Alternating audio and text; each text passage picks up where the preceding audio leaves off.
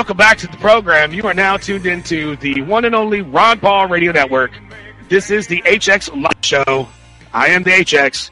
And with us this segment and the next is Fox 19's primetime anchor and host, writer, producer of the highly impactful reality check, Mr. Ben Swann. Ben, are you with us? I am. Thanks for having me on, Hank. Hey, thanks for being here. You know, it was a refreshing thing to see when you first did that first reality check and talking about the blackout with the Ron Paul campaign. And, I want to get just a quick bio, and then I'd like to talk about, what kind of reactions you got from that. So just a quick bio real quick, where do you come from and how did you get involved in journalism? Well, I'm actually was not trained to be a journalist, so I think that helps me out quite a bit. Got into TV many years ago, about 13 years ago, basically because I needed a job, and I had three brothers who were news photographers, so I actually started out as a news photographer, and then got married and had my first child and needed to make more money, so kind of transitioned from behind the camera to in front of the camera, and then worked my way up from a one-man band to a morning anchor, and then ultimately to a primetime anchor. And this was all down in Texas. And then about a little over a year and a half ago, decided to come up here and moved up to Ohio with my family to work for the Fox station here in Cincinnati. And what do you think about Ohio? Is there a big difference in the media industry up here than it is down in Texas? No, I'd say the media industry is pretty much all the same. I mean, every place you go, it's pretty much the same beast, I think. And what you find is it's a pretty small business in terms of folks, move around quite a bit. And so, people who you knew down in Texas, you'll know them up here. And, they've worked with folks who are in Washington who are connected to them. So everything's kind of connected. It's all kind of a small world in and of itself. Right, that's interesting to hear because on the outside looking at the media, it seems to be this great, big, huge, vast enterprise of an industry. You know what I mean? Yeah, well, it does. It appears like you have all these different networks that are not associated with each other. You have different TV affiliates all over the country that with different ownership groups who don't seem to be attached to each other.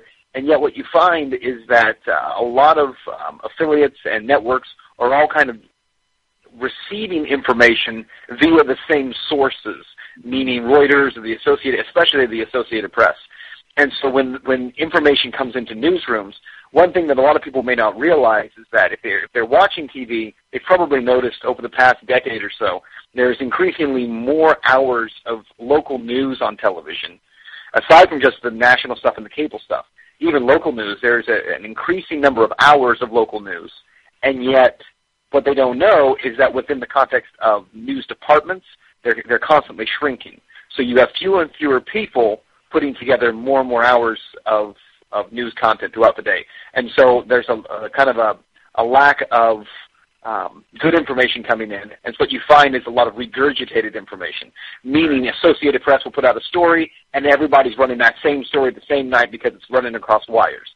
Make sense? Right. Yeah. So you're go ahead. Yeah, go ahead.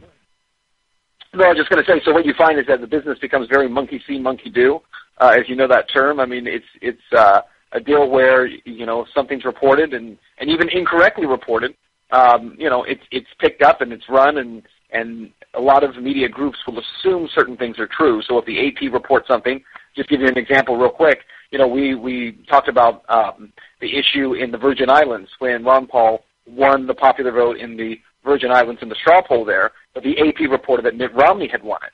And they did that by saying, well, Romney took the most delegates.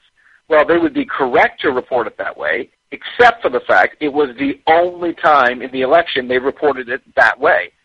Every other time they were reporting straw poll results, not the delegate count. So, so many stations across the country on their websites and in their newscasts reported exactly verbatim what the AP put out, simply because it's the Associated Press, therefore it's assumed to be true. Right. Now, because these sources of information seem to be so centralized now, and that the newsrooms and their efforts to go out and get the story are becoming less and less part of the process. Do you think that is part of the reason why we are experiencing such a systemic blackout on the Ron Paul campaign? Absolutely. It's because when the bigger news departments, i.e. the networks or major affiliates across the country in Los Angeles or New York, when they don't report a story or they don't mention a candidate, or when the networks will claim that a candidate is not a viable candidate. In the case of Dr. Paul, they'll say, well, he's not a legitimate candidate.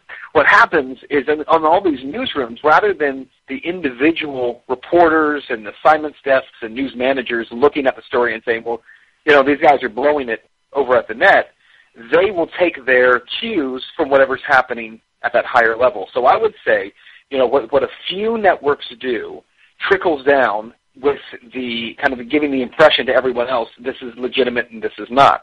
So, and I'll be honest with you, I mean, we've covered, as you know, extensively the Paul campaign and came out and said, look, there is a blackout, it's definitely happening, and it was taking place in more than just, the congressman's name being mentioned, but even to the point where he'd be in debates and he's not getting any questions sent his way, and completely ignored in debates. And that was really when we first took it on, was after that CBS debate where he got 89 seconds over the course of this entire debate to speak.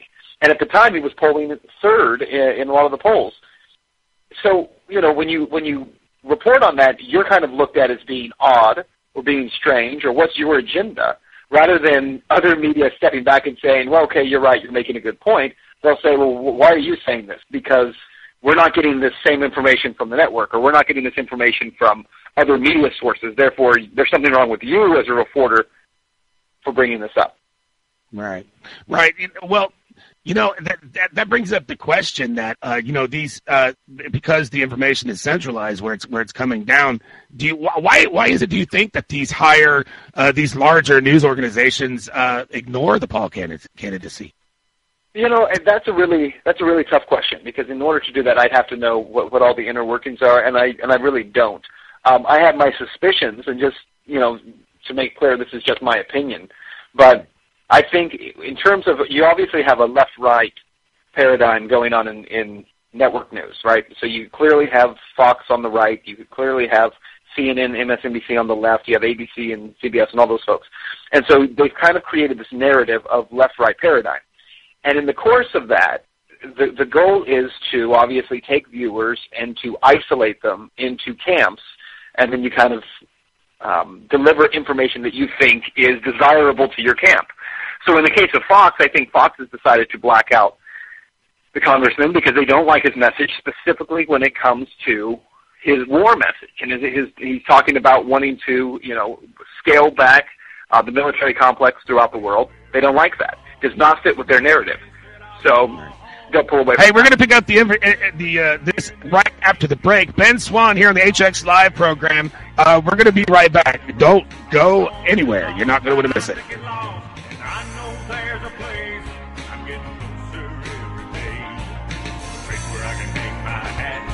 My claim and make a stand.